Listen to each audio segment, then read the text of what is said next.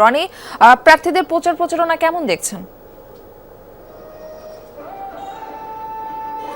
জি Murphy, ত্রয়োদশ জাতীয় সংসদ নির্বাচনী প্রচারণা আজকে দ্বিতীয় দিন। আমরা দেখেছি যে গতকাল থেকেই কিন্তু যারা প্রার্থী হয়েছেন তারা কিন্তু বিভিন্ন হাট বাজার এবং গ্রাম অঞ্চলে কিন্তু তারা প্রচারণা চালাচ্ছেন। আমি এই মুহূর্তে দাঁড়িয়ে রয়েছি পঞ্চগড়ের চিনিকল মাঠে। এখানে কিন্তু বাংলাদেশ জামাতে ইসলামের যিনি আমির এবং 10 দলের যিনি শীর্ষ নেতা ডক্টর শফিকুর রহমান কিন্তু এখানে 11টার দিক উপস্থিত হয়ে তিনি কিন্তু জনসভায় যোগ দেবেন। এবং একটু তথ্য জানিয়ে রাখি, পঞ্চগড়ে 2টি আসন রয়েছে, 2টি আসনে মোট 15 জন প্রার্থী কিন্তু প্রতিদ্বন্দ্বিতা করছে। পঞ্চগড় যে এক আসন রয়েছে এখানে কিন্তু 10 দলীয় মনোনীত প্রার্থী এবং এনসিপির মুখ্য সংগঠক উত্তরাঞ্চলে সার্জিস আলম তিনি শাপলা প্রতীক নিয়ে নির্বাচন করছেন এবং তার প্রতিদ্বন্দ্বী কিন্তু রয়েছেন বিএনপির মনোনীত প্রার্থী এবং আন্তর্জাতিক বিষয়ক সম্পাদক ব্যারিস্টার নওশাদ জমির। এবং আমি যদি আরেকটি তথ্য জানিয়ে রাখি, পঞ্চগড় 2 আসনে কিন্তু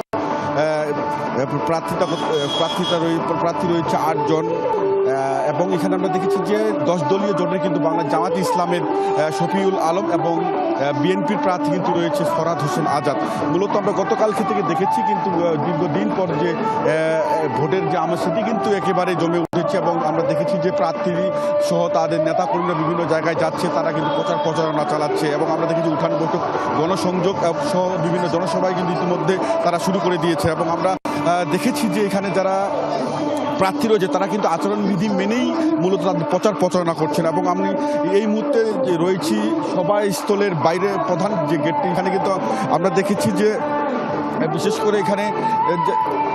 বিশেষ করে যারা এখানে 10 দলীয় জোটের প্রার্থীর যারা নেতাকর্মী রয়েছে, জামাত ইসলামী যারা প্রার্থী রয়েছে তারা কিন্তু এখানে আসা শুরু করছেন। এবং আমরা দেখছি যে সকাল থেকে কিন্তু এখানে বিভিন্ন এলাকা থেকে, বিশেষ করে জেলা 5 উপজেলা থেকে কিন্তু জামাত সহ 10 দলের যারা নেতাকর্মী রয়েছে তারা এখানে আসছেন এবং সকাল 10টার পরে এখানে জনসভা শুরু হবে এমনটি আমরা জানতে পেরেছি। মারফি, মুনা, রনি, আপনাকে ধন্যবাদ আমাদের সঙ্গে যুক্ত হবার জন্য।